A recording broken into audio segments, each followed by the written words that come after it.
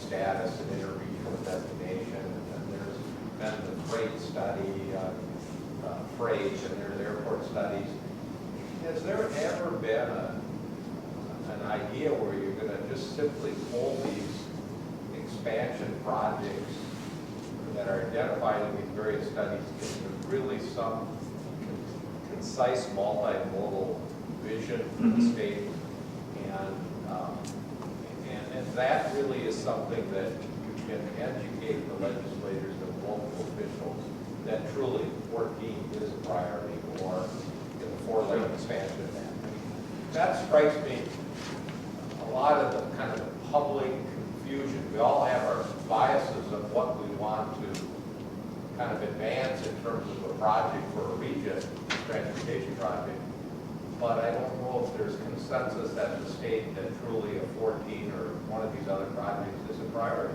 Yeah, and I agree with you. And it's confusing for me a lot of the times to see all these plans out there, and I ask myself the same thing. Well, what are we doing with that?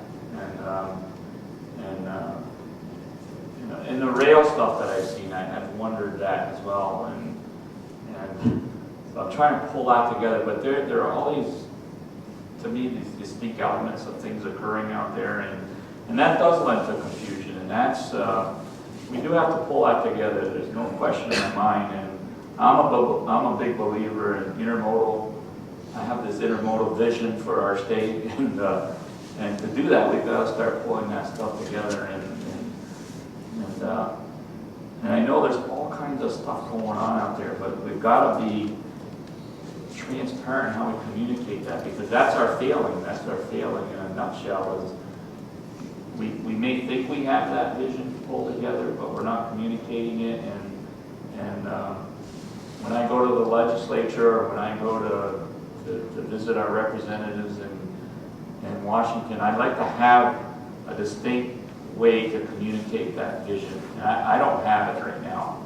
There's no question. I want to get there because I believe in it. I believe that rail, I believe that mass transit, I believe that our highway system, we all need that integration to be successful. But we're not there yet. I agree with you. We've got to communicate that. And I have, I will say that in my interactions with the legislature, they want, a lot of those folks want the same.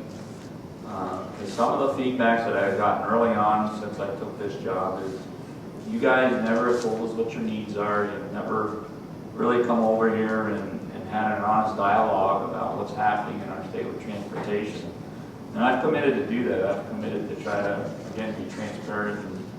And if we don't understand that vision, let's tell them, but let's tell them how we're going to work on it and how we're pulling it together. And I'm not a person that tries to hide things. I'll be open and honest about things. And if I don't know things, I'll tell them. But I can tell you, as I've worked with the legislature, they're kind of clamoring for this kind of approach.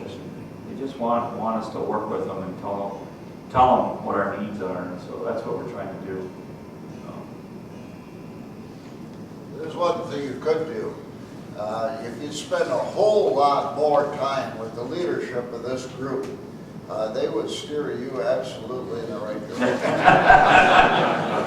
Oh, you're right.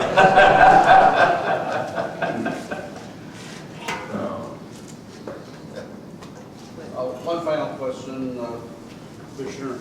At the end of the last legislative session, it became very obvious to us in rural Minnesota that the legislators representing the metro area saw potential pits of power out here and made a concerted effort to pit one corridor against another corridor, particularly this one against the Highway 60 corridor.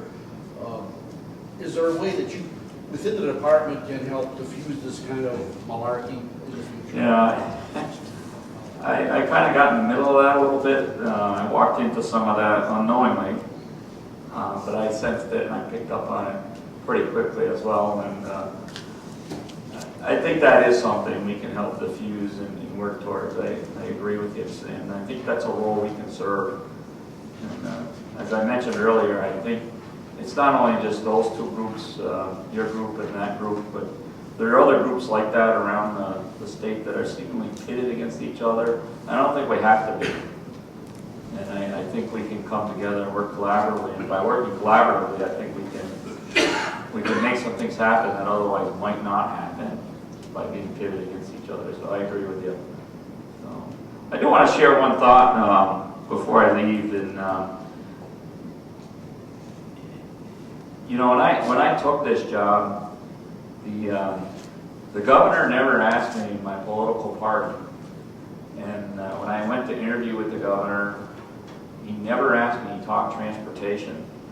And I walked out of that feeling pretty good because he focused on transportation, he focused on my views on transportation, and I was pretty honest with him, and I felt that if he didn't like my views, then I wasn't the guy. But I did share my views on transportation with him, and he never asked me that question. And at the media event in which he announced me, the press asked me that question, what's your political affiliation? And the governor stepped in front of me and said, he doesn't have to answer that. We didn't ask him that. That's not important. And as I've interacted with folks at the legislature, nobody has ever asked me that question either. And so I think it's important, and I try to share this with folks, that people view me as a transportation professional, and I think that's the expectations of me. That's not to mean that I'm not operating in a political world and I'm not a political appointee. I understand that, and people understand that. But the expectations of me is that I'm going to be a transportation professional, and I will tell you, that's what I'm feeling. That's what I'm feeling in this job. Whether I interact with the governor's office or the folks at the legislature, they're utilizing me as a transportation professional, and I like that. That makes my job much more rewarding and very satisfying. So I want to share that with you. Well, thank you.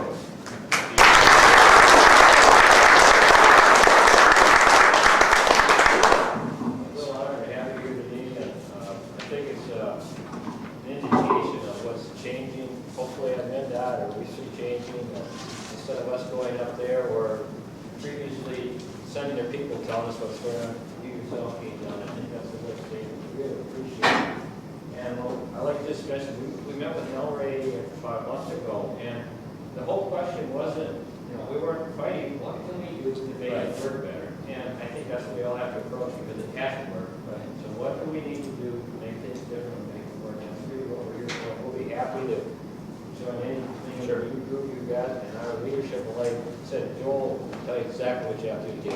All right, thank you.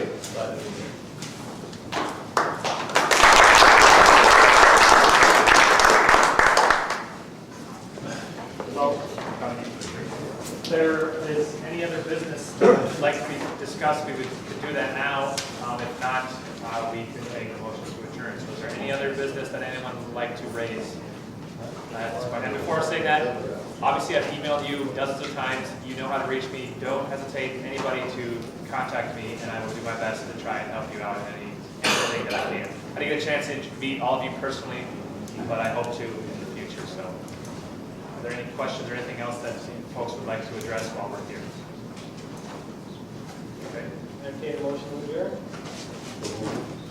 Second? Second. Second.